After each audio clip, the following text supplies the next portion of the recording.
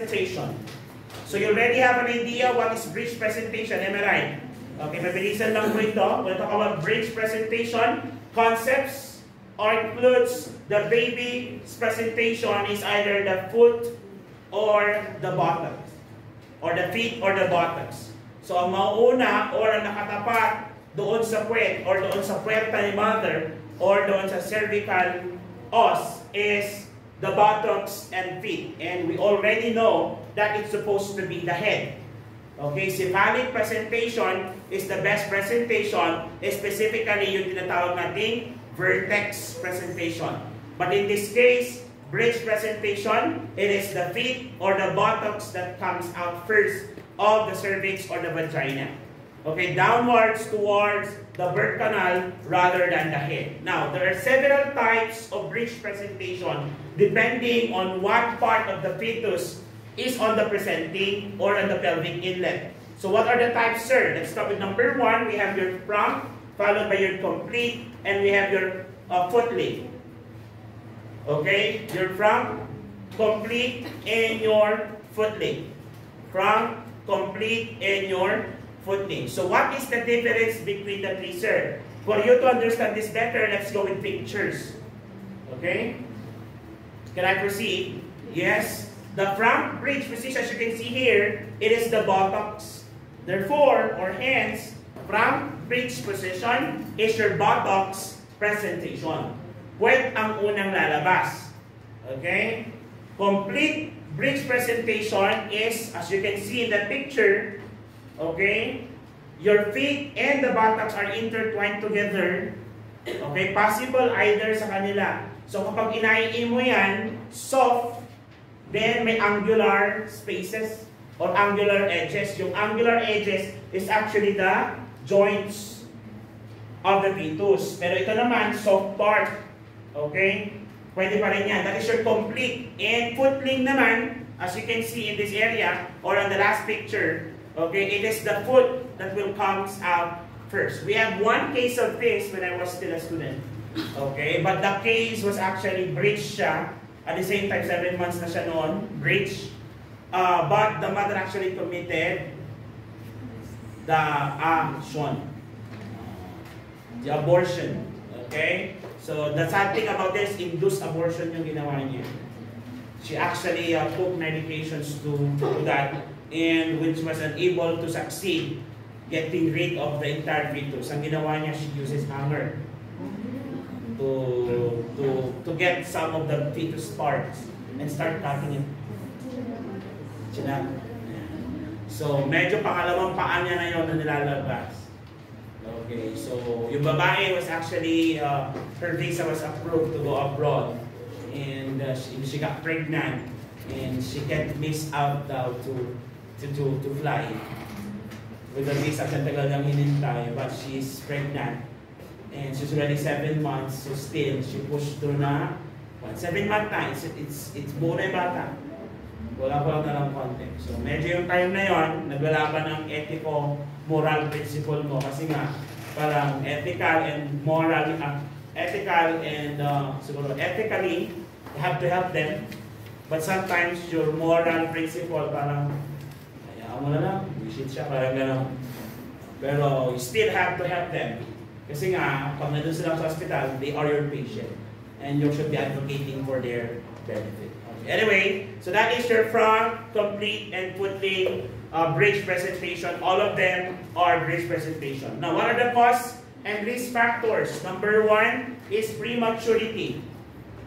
If a fetus will born premature, take note, prematurity, as the months goes by during the entire course of pregnancy, the fetus is actually trying to position themselves.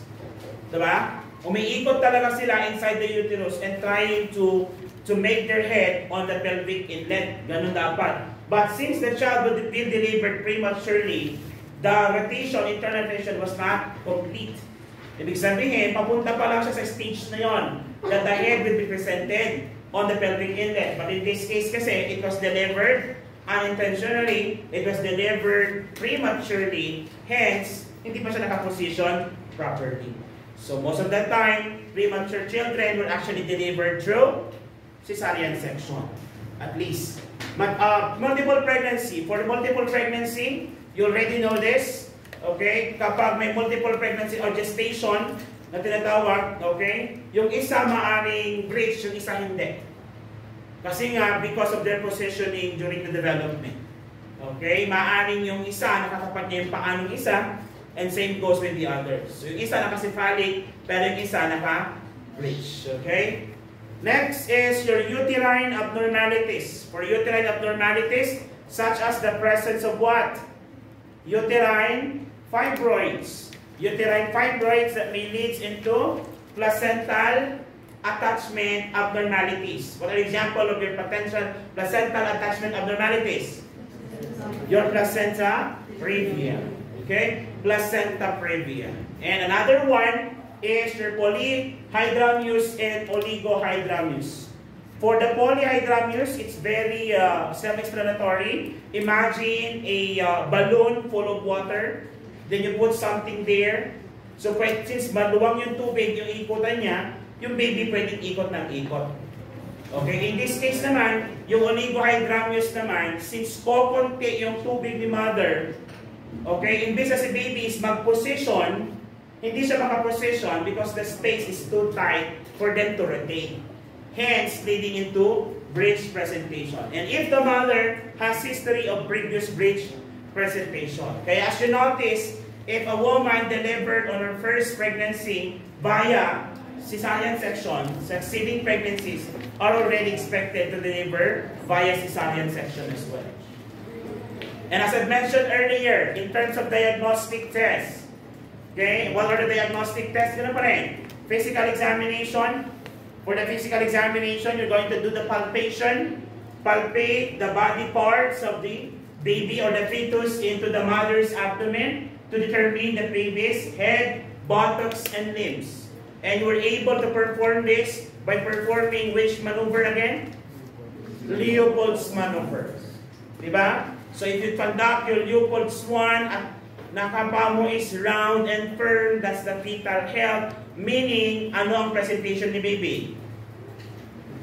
I perform Leopold's 1. Ang nakapa ko is round and firm.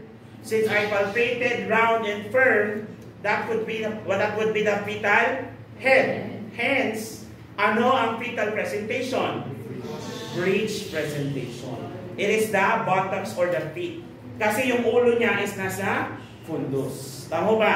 Yes, that's your Leopold's 1. O, kaya nga take note, hindi lang dapat nag-Leopold's ako, nakapako yung head. In what part of the Leopold's? Is it 1, 2, 3, or 4? Kasi may 4 maneuvers tayo doon. Tama po ba? So dapat subsequently, kapag nakapamo dito ang fetal feet, yung mga undifferentiated body parts, then you are expecting na makakapamo during the Leopold's 4 is the fetal head presentation. Kasi expected ng paa niya ay nasa taas, so ibig sabihin, sa kabilang banda ay ulo. Ang hirap naman ng paa dito. Eh sir, baka kambal. Di ba nga hindi mo ginagawa ang fetal, ang Leopold's maneuver kapag ang baby ay pag ang pregnancy is multiple pregnancy. Hindi mo rin siya ginagawa sa mga pasyente na may polyhydramnios. Yan tayo. Yes, okay? Another one is your, of course, ultrasound. So ultrasound, which is the most definitive diagnostic test, especially on the later stage of pregnancy. So it provides a detailed information about the baby's fetal position or exact position. Nakikita ba yon during your during the ultrasound? Yes. Okay, na-observe mo yun. So what are the management, sir? The management is also almost the same doon sa una. Okay? But we start with the external cephalic version. So for the external cephalic version, we are going to do the manual turn of the baby to head down position. Sabi ko yan, so sa module nyo, may nakita kayo doon. So lalo kapag pinupush nila. Okay, again, this should be performed or done by a trained professionals. Pero kadalasan sa atin, di ba, lalo pag private yan, CS na lang, ba't ito mapapakahirap? Indication naman yan, nandiyan naman ang indication. Okay? Lalo pag ayaw masakit masaktan ni mother. Okay? But this has to be performed prior labor. Kasi kapag labor kasi, nagtukan na siya, nagdi-descent na po siya. Okay? That's why it is ideally performed around 36 to 37 weeks age of the AOG by applying gentle pressure in the mother's abdomen to rotate the baby.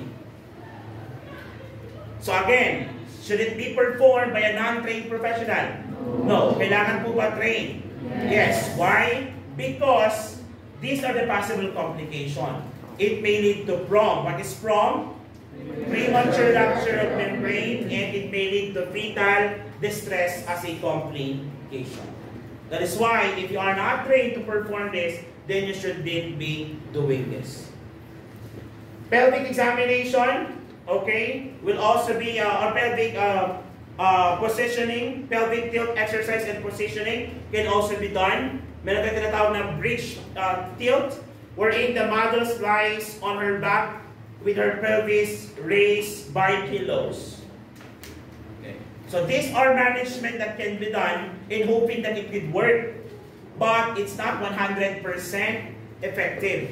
But it's being done, especially for women who still want to deliver the child normal, spontaneous. Okay, if they even if they know already that they were already on bridge presentation. Another one is believed to help encourage the baby to turn head down. Okay, so under your pelvic tilt exercise positioning, a belt bridge tilt is wherein you're going to put a pillow on the mother's pelvis, okay, to stimulate the baby to turn the head down. But again, this is not 100% effective.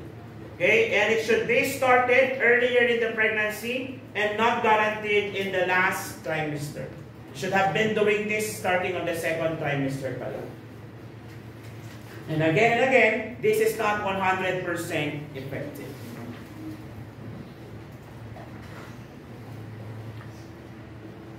Okay, and the next one, if this management will not able to address the problem or solve the problem, we will now proceed to other, which is number one. Another one is your moxibustion and acupuncture.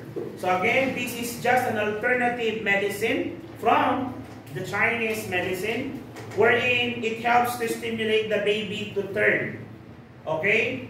So this is done by burning herbs near a specific acupuncture point on the mother's little toe. Pero, since hindi naman tayo in-check, hindi naman natin alam yung mga ganyan, we will proceed with what is most available and safest to perform, which is your cesarean section. So cesarean section is recommended especially for footling or footing and complete bridge presentation. This is considered as the safest, okay, management to be done or performed when the patient is on bridge presentation. For the vaginal bridge presentation naman, delivery, possible for frank lang po. So guys, pag si frank, yung kwent lang. Okay? Pag frank. But for complete and footling or footing, dapat cesarean section na tayo. Okay? So possible complication leads to cord prolapse, head entrapment, or trauma to the baby. So as you can see rin may 3 types tayo. The 2 types, which is your complete and footing, dapat cesarean section na talaga sila. Now, you can deliver a frank position or your buttocks presentation via vaginal delivery, but it comes with another risk. I would like to put emphasis here. Cord prolapse, maaaring mauna yung cord. So alam niyo naman na pag nauna ang cord, the fetus can compress the cord and decrease oxygenation to the baby, and the baby will become hypoxic. Hypoxia can lead to fetal acidosis. Okay, and it may lead to fetal distress and eventually death. At the same time, pwede din pong yung cord may wrap around sa kanyang neck. So kapag hinila mo mauna yung puwet, hindi mo alam yung kanyang egg pala ay nakatali sa cord attached to the sa placenta. So anong dalawa possibility doon? Number one, cord compression. Pag hinihila mo kasi, naiipit din sa leeg. At the same time, meron tayong neck compression from the baby. So if the neck of the baby is compressed, nasasakal din po siya. So if the baby is actually tied, okay, that would lead into more fetal distress symptoms, leading into possible fetal death. Kaya nga, it's either prompt, complete, or your footing, still, the best pa rin, si cesarean section. Are we clear? Yes. Okay, possible complications are the following. As I've mentioned, prolapse umbilical cord. We already have a video about this one. Kindly refer to that. Head entrapment, as I've mentioned earlier. Birth injuries. Kadalasan yung mga pinapanganak, pinipilit na ipanganak na breech presentation will develop ito tawag nating hip dysplasia. So yun yung mga kilala nyo na mas mahaba yung isang paa niya kaysa isang paa kasi yung paa niyang isa na dislocate. Okay, tapos kapag pinagubad mo sila, tignan mo sa puwet, yung part na affected, meron siyang folds. Para may mga bilbil. Tapos yung part na hindi affected, straight lang talaga siya. Tapos pag maglakad sila, bitin yung isang paa. Para pag naglalakad sila, nakaganyan. May mga ganon. May mga nursing student din ganon na i-culture ko. Ikaw na ako na estudyante before. Okay, that is your birth injuries na tinatawag natin. Then as I mentioned, pag nagkaroon ng ipit, cord prolapse, compression of the cord may lead to hypoxia. Is hypoxia dangerous? Yes. This condition may lead to possible death. Okay? So that is your tinatawag nating breech presentation. Do you have any question? Any clarification?